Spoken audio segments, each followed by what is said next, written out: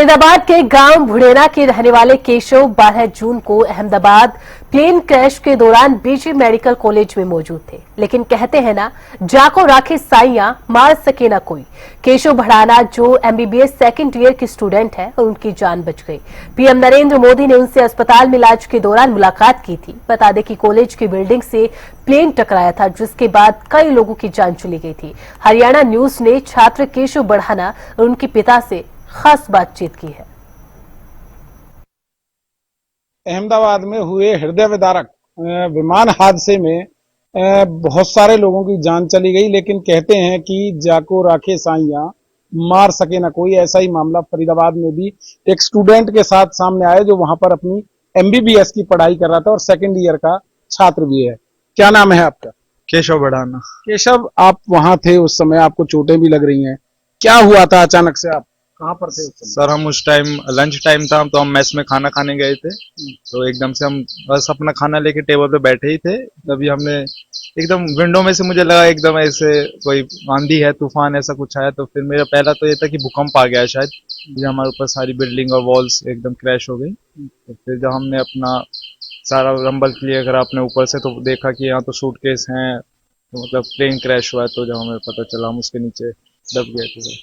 दब गए? हाँ। कितने छात्र थे आप लोग वहां पर? सर हम फर्स्ट फ्लोर पे उस टाइम पे अराउंड 50 हम खाना खा रहे थे उस टाइम पे 10 बच्चे। तो कैसा मंजर देखा आपने उस समय? सर उस टाइम वहाँ पे शोर और उसकी धूल की वजह से एक तो कुछ दिख नहीं रहा था सर, और फिर ऊपर से नई इमरजेंसी सिचुएशन ये बनी कि मेस में जो सिलेंडर थे उनमें ब्लास्ट होना शुरू हो गया। तो सर जो फायर और ये सब बहुत ही खतरनाक सर उस टाइम। प्रधानमंत्री नरेंद्र मोदी ने भी आप लोगों से मुलाकात की? हाँ जी, वो आए थे हमारे, जब वो बहुत जल्दी आ गए थे हमसे मिलने, और हमें उनने बताया कि आप सही हो जाओगे, आप ऐसा ऐसा घबराने की अब जरूरत नहीं है। ढांढस बंधाया उन्होंने? हाँ जी, सब कुछ अच्छे से मैनेज करा डॉक्टर्स ने। तो आपके जो और थे, दोस्त थे, वो कौन कौन थे? क्या हुआ था उनके साथ भी? सर जो हम कुछ दोस्त हमारे बैचमेट्स एक्सपायर हो गए। कितने? अराउंड 4 हमारे कॉलेज से आपके छात्र। साथ ही थे जो खाना खा रहे थे? हाँ जी, वो एक्सपायर हो गए। अच्छा। फिर आपको कैसे निकले आप लोग वहां से? सर मैं तो टीम आने से पहले ऐसे एकदम मेरे पैरों पर पिलर आके गिरा, तो मैं उससे स्लाइड हो के नीचे से उठा, तो हम उसे पाए नहीं, वो ज्यादा भारी था। तो हम स्लाइड हो के उससे निकल के अब रेस्क्यू टीम आए, उससे पहले मैं वहां से निकल गया था।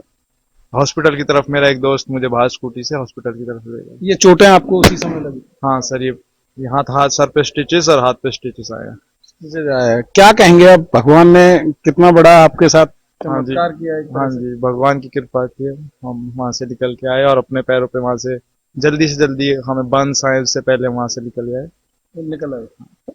इनके पापा भी हैं हमारे साथ, इनसे हम जानते हैं। भड़ाना साहब, बच्चे की जान बची, बहुत बड़ी बात है, क्योंकि बहुत बड़ा हृदय विदारक वो हादसा था।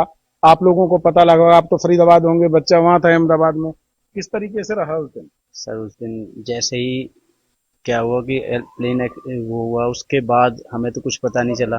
थोड़ी देर में के बाद जब केशव को हॉस्पिटल ले जाया गया और इसमें जब इसे होश आया, उसके बाद इनके जो सीनियर स्टूडेंट्स थे उन्होंने इनसे नंबर लिया, तो हमारे पास कॉल करी। उसके बाद उन्होंने कॉल करी कि उन्होंने हमें इन्फॉर्मेशन तो दी कि केशव के ये हादसा है, इसमें ये एडमिट है, लेकिन हमारे दिल में ये तसल्ली नहीं हुई, क्योंकि मैं उसके बाद बार बार मैं इसके केशव का नंबर मिला रहा था, जिसपे बेल जा रही थी, लेकिन कोई फोन उठा नहीं रहा था, क्योंकि वो मड़बा में दब रहा है, आज तक भी नहीं मिला वो फोन। तो उसमें जब फिर मुझे तसल्ली नहीं हुई, मैंने सोचा ये भाई कुछ ना कुछ तो हुआ है, जो मेरा बेटा तो फोन उठा ही नहीं रहा।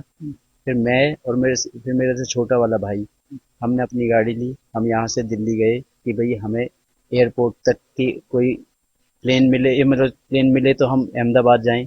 वहां पहुंचे तो फ्लाइट नहीं मिली हमें। हाँ, बंद थी, फ्लाइट नहीं मिली। हम जस्ट ही एयरपोर्ट में थे तो अमित शाह जी का काफिला हमारे सामने ही आया। वो एयरपोर्ट से और फिर अहमदाबाद के लिए निकले। हमने ना मिलने के कारण फिर हमने बस ली।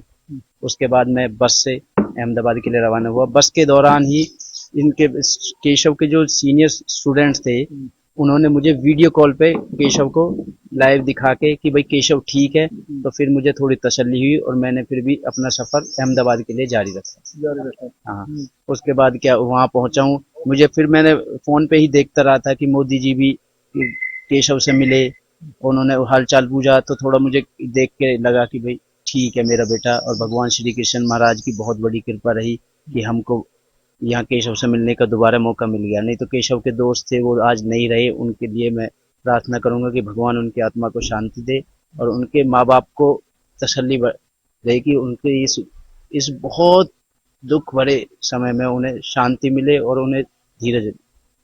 तो अब कब लेकर आए हैं आप अपने बेटे को? फिर मैं वहाँ पहुँच गया जी, नेक्स्ट डे मुझे वहाँ पहुँचा।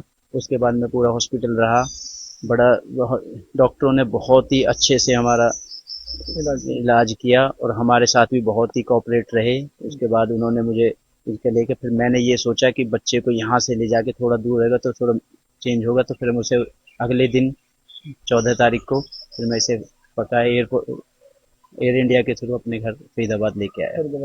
अब किस तरीके का माहौल है, घर वाले क्या सोचते हैं?